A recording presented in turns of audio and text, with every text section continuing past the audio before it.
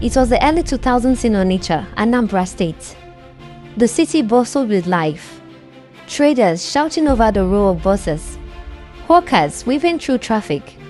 Church bells shaming from a distance. Yet, beneath the noise was a deep, uneasy silence.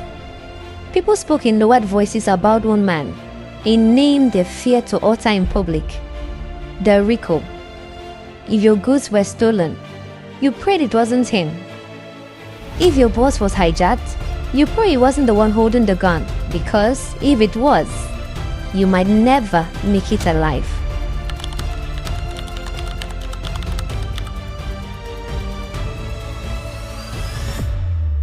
Okwudili was born in Onitsha in the late 1970s into poverty.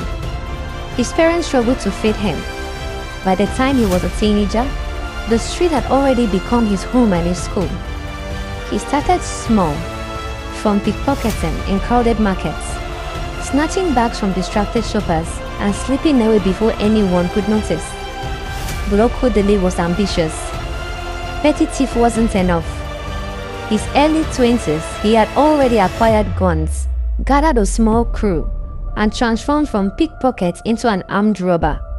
The transition was swift and bloody. Okwudili's reputation exploded after a series of daring robberies across Anambra State. Banks, petrol station, traders carrying cash from market sales, nothing was safe. He earned the nickname Derico Nwamama, meaning roughly Derico, Mama's son. A mocking irony of a man who was nothing but gentle. He didn't just rob, he killed. Police reports and eyewitness accounts claim that during his reign, Derico was responsible for over 100 civilians' deaths and at least 25 police officers. His cruelty became legendary. During his reign, Derico and his gang robbed a 59-seater luxury bus on Opiweka Road in Onitsha. He didn't just rob them, he ordered them to be killed. Only 4 survived. The fear of Derico paralyzed communities. Traders closed shops early, commuters avoided night travels, and families whispered warning to their children. Be home before dark, Derico is out there.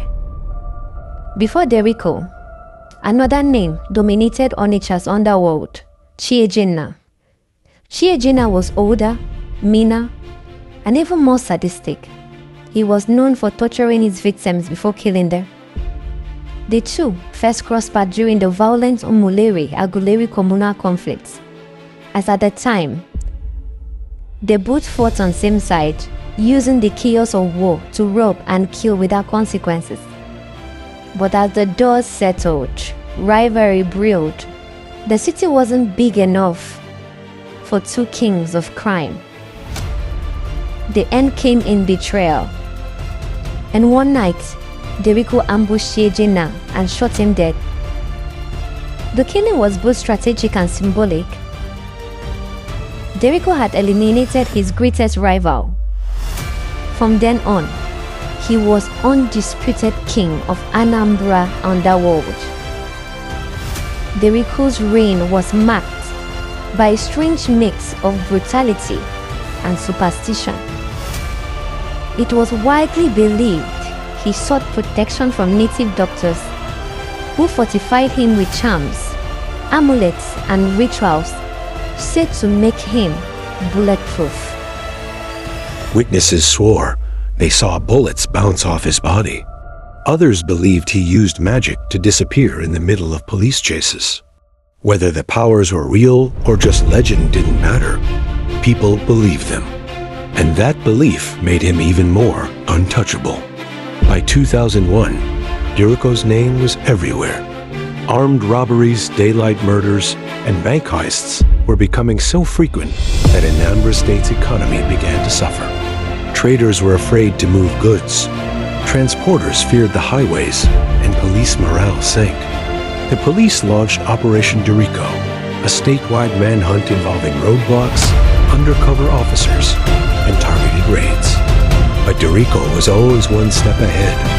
He moved between Onitsha, Nui, Umilere, Ayala, and Agber in Delta State, never sleeping in one place for more than a night. Whenever he sensed trouble, he disappeared, sometimes for weeks, only to return and strike again. Governor Chinwo Kadiniyu had had enough. The people were losing faith in the police. Crime was choking the state. The solution came from the streets, the Bakassi Boys. The Bakassi Boys were not police. They were a feared vigilante group from ABI's state, known for tracking criminals through spiritual means, publicly parading suspects, and executing them in front of crowds. When they arrived in Anambra, their mission was simple: find Derico, end Derico. In late June 2001, the Bakassi Boys received intelligence that Derico had been hiding in Agber. On July 3, 2001, as Derico boarded a commercial bus heading back to Onitsha, the vigilantes set up an ambush near the Niger Bridge head. When the bus stopped for inspection, Derico was dragged out at gunpoint. Witnesses say he was shocked, not because he was caught, but because he believed no one could touch him. 6 days later, on July 9, 2001, the Bakassi Boys brought Derico to a Shanja Market Junction in Onitsha. Thousands gathered to see the man who had terrorized them for years. The vigilantes accused him publicly, listing his crimes. There was no trial, no legal defense. The crowd roared in anger. Then, in broad daylight, Derico was beheaded with a machete. His body was set ablaze as people cheered and cursed his name. The Bakassi Boys left the scene, their mission complete. The people of Anambra could finally breathe again, but the streets would never forget the blood that had been spilled. Derico's death was celebrated by many, but it also sparked debates. Some saw it as justice. Others saw it as lawlessness, proof that the state had failed and vigilante justice had taken over. His story inspired parts of the 2001 Nollywood film Isakaba, which depicted the exploits of the Bakassi Boys. Even today, over 2 decades later, Derico's name is still mentioned in hushed tones, a reminder of how one man's thirst for power and violence held an entire region hostage.